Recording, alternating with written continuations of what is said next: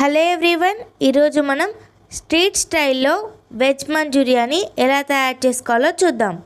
ఈ veg Manchuria కనుక మీకు నచ్చితే లైక్ చేసి షేర్ చేయండి.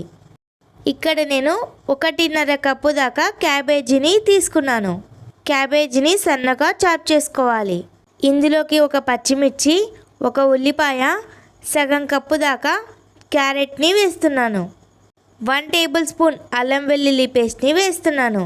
2 టీ స్పూన్స్ ధనియాల పొడి వేస్తున్నాను. 1/4 టీ స్పూన్ మిరియాల పొడి, 1/2 teaspoon garam masala, 1/2 teaspoon ఉప్పు, 3 tablespoons cornflour, 3 tablespoons rice ఫ్లోర్ని వేస్తున్నాను. పిండిలు ఏమైనా ఎక్కువ తక్కువలు అయితే అదొక స్పూన్ ఇదొక స్పూన్ యాడ్ చేసుకోండి.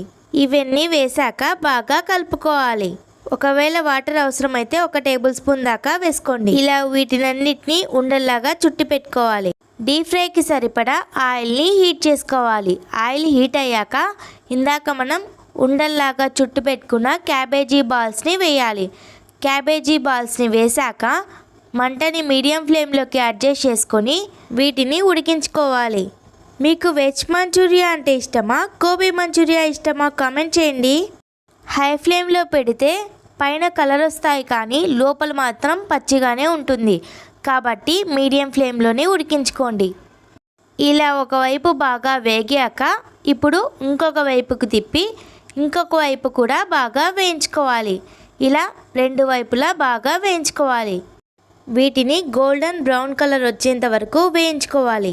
ఇవి 2 వైపులా బాగా వేగాయి కాబట్టి ఇప్పుడు ఒక ప్లేట్లోకి తీసుకొని పక్కన పెట్టుకోవాలి. ఇప్పుడు వీటికి తిరువాత పెట్టుకోవాలి. ఒక ప్యాన్లో 1 టేబుల్ స్పూన్ ఆయిల్ వేయాలి. ఆయిల్ హీట్ అయ్యాక ఇందులో ఒక ఉల్లిపాయని వేయాలి, ఒక పచ్చిమిర్చి వేయాలి. ఇవి వేసాక బాగా ఫ్రై చేసుకోవాలి. ఆ తర్వాత 1/2 కప్ వాటర్ వేయాలి.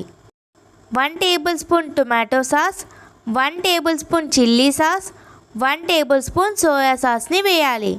1/2 టీ స్పూన్ కారం, 1/2 టీ స్పూన్ ఉప్పు, 1/2 టీ స్పూన్ మిరియాల పొడి, 1/2 టీ స్పూన్ గరం మసాలా వేయాలి. ఆ తర్వాత ఒక 3 నిమిషాల పాటు బాగా ఉడికించుకోవాలి. ఆ తర్వాత ఇందాక మనం వేయించి పెట్టుకున్న వెజ్ మంచూరియా బాల్స్ని వేయాలి. ఇవి వేసాక 2 నిమిషాల పాటు బాగా ఫ్రై చేసుకోవాలి. సాసెస్ అన్నీ బాగా పట్టేటట్టు కలుపుకోవాలి. ఆ తర్వాత ఇందులోకి కాస్త కొత్తిమీరను వేస్తున్నాను. ఒకసారి అంతా బాగా కలిసేటట్టు కలుపుకోవాలి. ఈ వెజ్ మంచూరియాని ఒకసారి ఇంట్లో ట్రై చేయండి, చాలా బాగుంటుంది. ఈ వెజ్ మంచూరియా కనుక మీకు నచ్చితే లైక్ చేసి షేర్ చేసి సబ్స్క్రైబ్ చేయండి. Thanks for watching.